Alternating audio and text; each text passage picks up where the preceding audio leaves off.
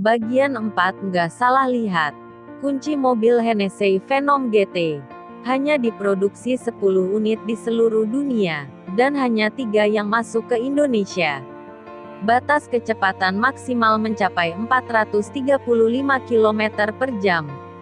Melebihi kecepatan supercar lainnya seperti Lamborghini, Bugatti ataupun Koenigsegg.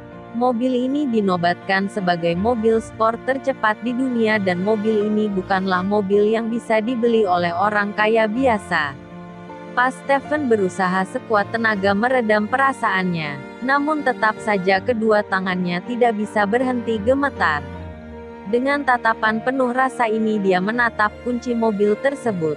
Bisa memiliki mobil sport seperti ini adalah impian bagi kebanyakan kaum laki-laki. Oh, hanya satu kata itu saja yang diucapkan oleh Leon sembari mengambil kuncinya dengan santai. Sejak kecil Sia memang sudah dikelilingi oleh berbagai macam mobil mewah. Saat usianya 5 tahun, Leon pernah mengompoli jok kulit asli Aston Martin. Dan saat berusia 10 tahun Leon juga diam-diam membawa Pagani Zonda milik ayahnya, untuk menggoda gadis sekolah. Dan alhasil mendapat hukuman dilempar ke sarang serigala selam 3 hari.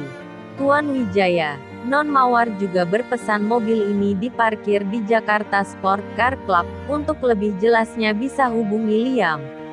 Nggak ngerti lagi dah sama ini cewek satu. Padahal orang rumah sudah bilang supaya low profile, kalau kuliah saja bawa Venom gimana nggak mencolok. Dengan perasaan jengkel dia memasukkan kunci mobilnya ke dalam saku. Selama 4 tahun menjalani kehidupan orang miskin mulai membuatnya terbiasa. Mendengar ucapan Leon, pasti pun hanya bisa memaksakan wajah senyum. Membawa mobil sport yang hanya tersedia 3 unit ini ke sekolah. Bahkan anak orang terkaya di Jakarta pun tidak bisa berharap untuk memilikinya. Tapi Leon justru malah membencinya.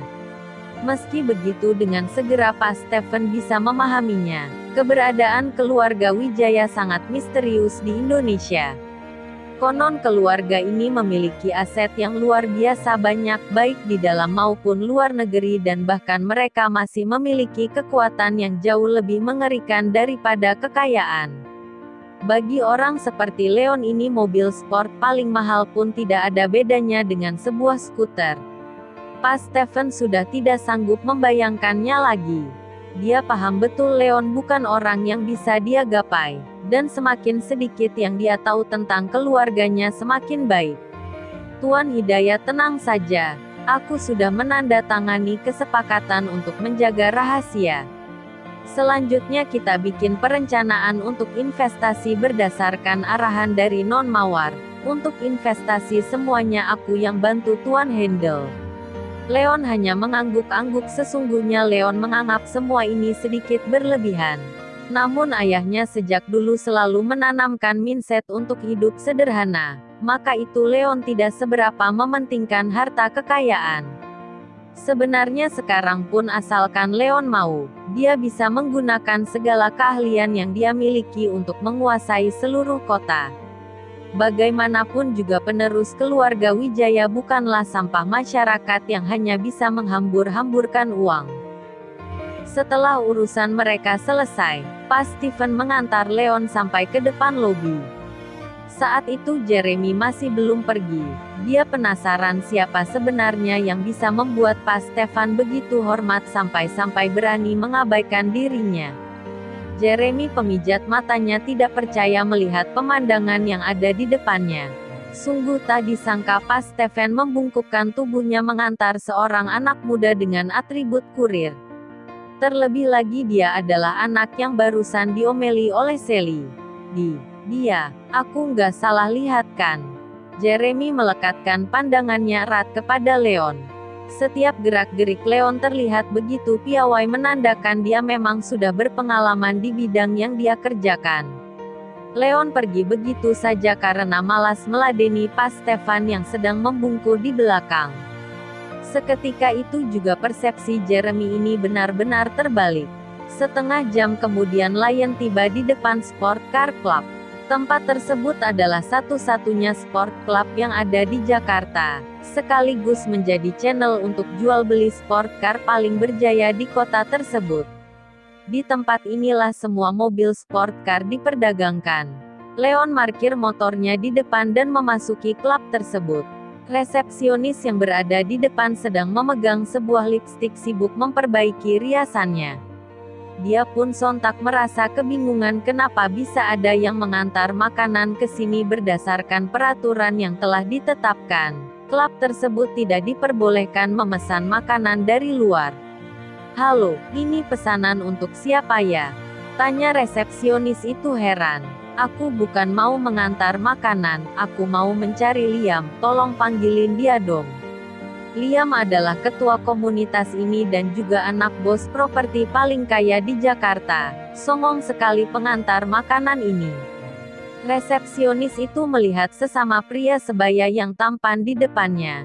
Dia yakin betul Leon bukan berasal dari kalangan anak-anak konglomerat. "Mau beli mobil ya?" "Bukan, aku mau ambil mobil." Resepsionis ini terlihat kebingungan. Tapi kenapa Leon malah membedakannya? Dan dia juga heran sejak kapan pengantar makanan sanggup membeli sport car mewah. Mobil termurah yang ada di klub tersebut pun setidaknya seharga 4 miliar. Kalau memang orang ini mampu membeli sport car, untuk apa dia masih jadi kurir? Sederet pertanyaan terbersit di dalam otak resepsionis itu. "Tuan Liam lagi keluar. Seharusnya sebentar lagi balik, tunggu sebentar ya." Sebenarnya resepsionis itu juga tidak jelas kapan Liam akan kembali. Dia merasa toh hanya seorang kurir makanan, tidak perlu ditanggapi terlalu serius. Setelah itu resepsionis tadi mengambil sebuah cermin kecil dan kembali sibuk dengan memperbaiki riasan wajahnya. Bekerja di sport club mengharuskan dia menjaga penampilan. Siapa tahu suatu hari dia dilirik oleh salah satu dari member di sana. Hidupnya bisa langsung berubah drastis.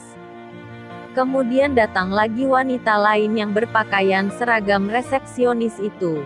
Jelas sekali dia juga salah satu staf di sana. Mereka pun asyik bergosip satu sama lain. "Kamu sudah dengar belum?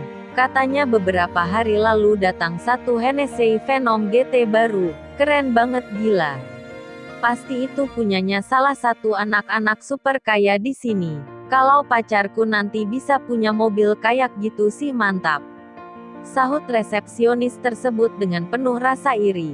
"Hennessy Phenom sih benar-benar gak ada obat deh, cuma ada 3 unit di Indonesia." Sambung resepsionis yang baru datang itu. "Itu pasti mobilnya bos Diam deh. Pengen banget deh punya pacar muda yang kayak dia." Leon tidak ingin ikut-ikutan dengan gosip mereka. Dia hanya duduk tenang mengeluarkan handphone yang layarnya sudah retak dari saku celananya. Tapi penampilan Leon yang menyedihkan ini membuat wanita yang baru saja datang merasa sedih. "Aku nggak ngangkat tukang antar makanan ganteng juga, beda rasanya sama yang lain." Resepsionis itu cuma cemberut sambil mencibir, "Ganteng juga apa gunanya? Tetap saja kerjanya cuma nganterin makanan.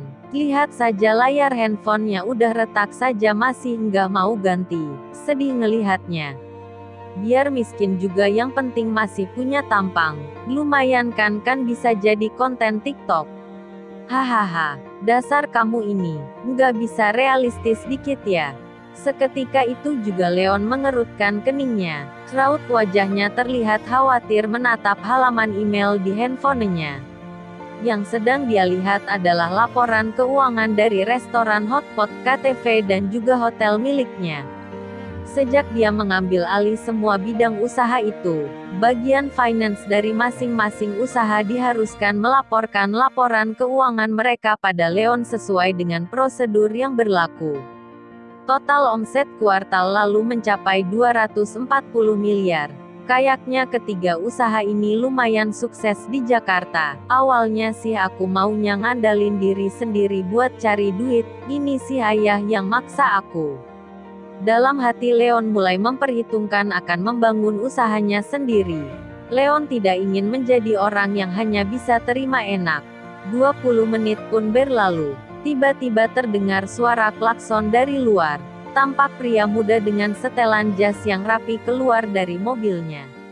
Bersambung.